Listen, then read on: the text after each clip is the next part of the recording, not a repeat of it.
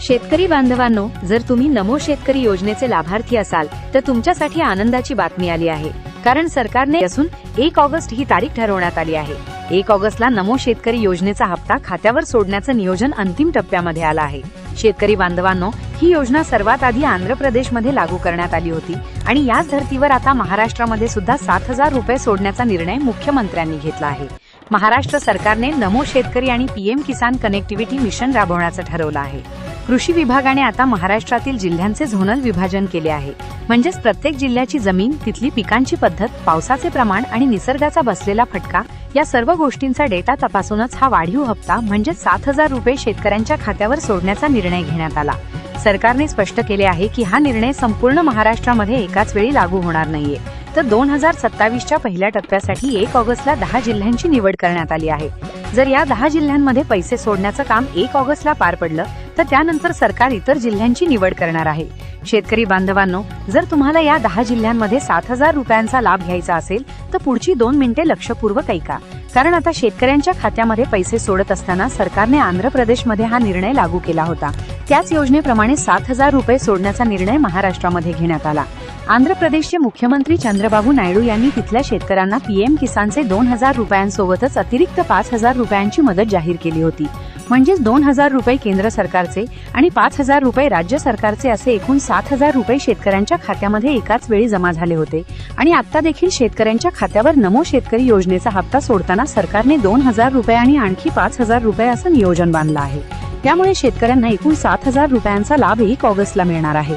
पण हा लाभ मिळत असताना सरसकट सर्व शेतकऱ्यांना पैसे मिळणार नाहीये, तर यासाठी देखील सरकारने पात्रता यादी बनवली आहे आणि ठराविक शेतकऱ्यांना 7,000 घेतला आहे। त्यामध्ये कृषी विभागाने संपूर्ण राज्याचा मायक्रो डेटा गोळा केला आहे। जिल्ह्यातील जमिनीचा प्रकार आणि सरासरी पाऊस याचा आढावा घेऊन सरकारने महाराष्ट्राचे वेगवेगळ्या झोनमध्ये विभाजन केले आणि या झोनल डेटाच्या आधारे सरकारने वाढीव 7,000 रुपयांच्या हप्त्यासाठी जिल्ह्यांची यादी तयार केली आहे। शेतकरी बांधवांनो, सरकारने पहिल्या टप्प्यासाठी जिल्ह्यांची निवड केली आणि या जिल्ह्यांमधील 46,85,000 शेतकऱ्यांची एक विशेष पात्रता यादी बनवण्यात आली आहे। ही यादी सरकारी अधिकाऱ्यांनी मॅन्युअली बनवलेली नाहीये, तर मंत्रालयातील हायटेक सिस्टीमने ऑटोमॅटिक तयार केली आहे।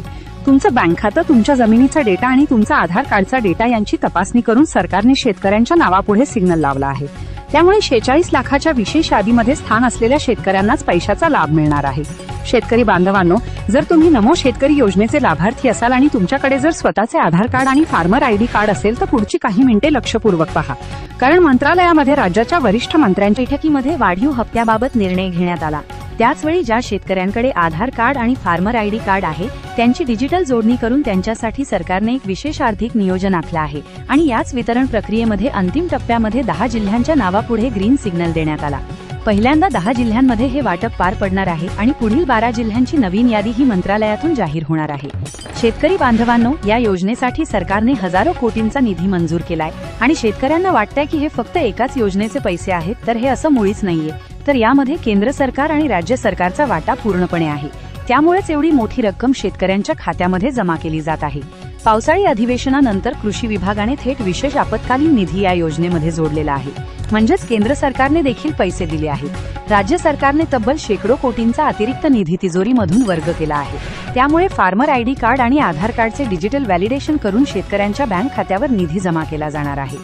शेतकरी बांधवांनो, सरकारने झोनल विभाजन करताना महाराष्ट्रातील 24,000 पेक्षा जास्त महसूल मंडळाचा डेटा तपासला आहे। पहिल्या टप्प्यामध्ये ज्या 10 जिल्ह्यांची निवड करण्यात आली होती तिथल्या कृषी अधिकाऱ्यांनी गावोगावी जाऊन प्राथमिक यादी तयार केली आणि जिथे अवकाळी पाऊस, दुष्काळ आणि पिकांचं नुकसान झालंय त्या जिल्ह्यांना पहिल्या टप्प्यामध्ये प्राधान्य देण्यात आलं आहे।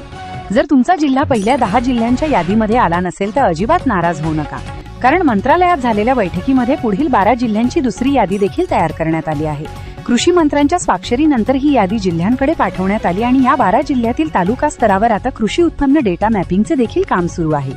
महाराष्ट्रातील कानाकोपऱ्यातील प्रत्येक शेतकऱ्याला लाभ मिळावा आणि प्रत्येक तालुक्यापर्यंत ही पैसे पोचावेत म्हणून सरकारने राष्ट्रीयकृत बँका आणि ग्रामीण बँकांची देखील निवड केली आहे। त्यामुळे डीबीटी मार्फत हे पैसे शेतकऱ्यांच्या खात्यावर सोडले जातील। राज्य सरकारने सर्व बँकांना एनपीसीआयचे सर्व्हर अपडेट ठेवण्याचे आदेश दिले आहेत।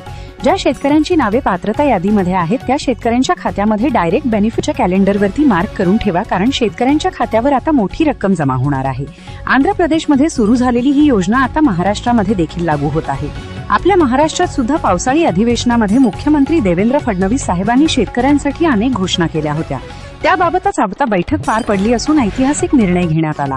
ज्या जिल्ह्यांमध्ये कोरडवाहू शेतीचे प्रमाण हे 90% जास्त आहे, तसेच ज्या जिल्ह्यांमध्ये नगदी पिकांचे नुकसान निसर्गाच्या लहरीपणामुळे झालं होतं, त्या जिल्ह्यांमध्ये शेतकऱ्यांना गेल्या काही वर्षापासून सतत दुष्काळग्रस्त परिस्थितीचा सामना करावा लागला, तर काहींना पूर परिस्थितीचा सामना करावा लागला होता।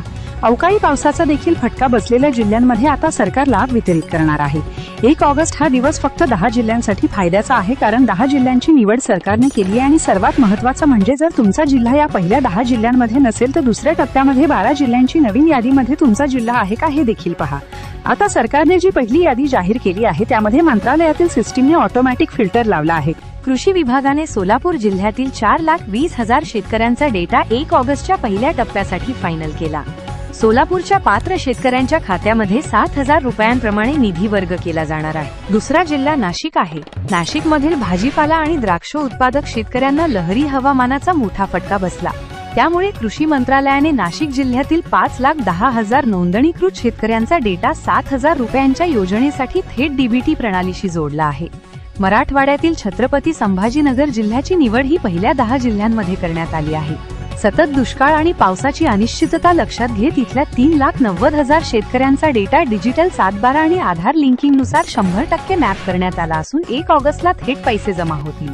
पश्चिम महाराष्ट्रातील कोल्हापूर जिल्ह्यातील पूरग्रस्त आणि अतिवृष्टीमुळे नुकसान झालेल्या पिकांच्या पाहणीनुसार 3,60,000 शेतकऱ्यांची यादी तयार करण्यात आली।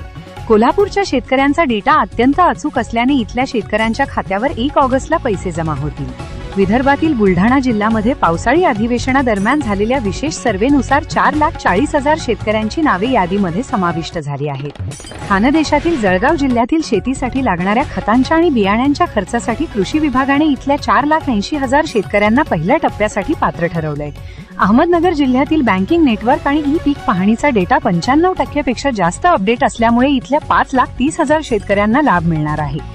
सातारा जिल्ह्यातील स्ट्रॉबेरी उत्पादक शेतकऱ्यांचे नुकसान सरकारने लक्षात घेऊन 3,15,000 शेतकऱ्यांची निवड यासाठी केली आहे। 1 ऑगस्टला सातारा जिल्ह्यातील शेतकऱ्यांना मोठा दिलासा मिळेल। सांगली जिल्ह्यातील जलसिंचन सुविधा आणि द्राक्ष उत्पादक शेतकऱ्यांचा डेटा तपासल्यानंतर कृषी विभागाने 3,17,000 शेतकऱ्यांची यादी फायनल केली। त्यानंतर पुणे जिल्ह्यातील बागायती शेती आणि अचूक डिजिटल रेकॉर्डमुळे इथल्या 4,30,000 शेतकऱ्यांना 1 ऑगस्टला थेट 7,000 रुपयांचा हप्त्याचा लाभ मिळणार आहे। शेतकरी बांधवांनो, 1 ऑगस्टला सर्व्हेनुसार जी यादी बनवण्यात आली आहे त्या यादीमधील पात्र ठरलेल्या शेतकऱ्यांनाच लाभ मिळणार आहे। 46 लाखापेक्षा जास्त शेतकऱ्यांच्या खात्यामध्ये पैसे सोडले जाणार आहेत।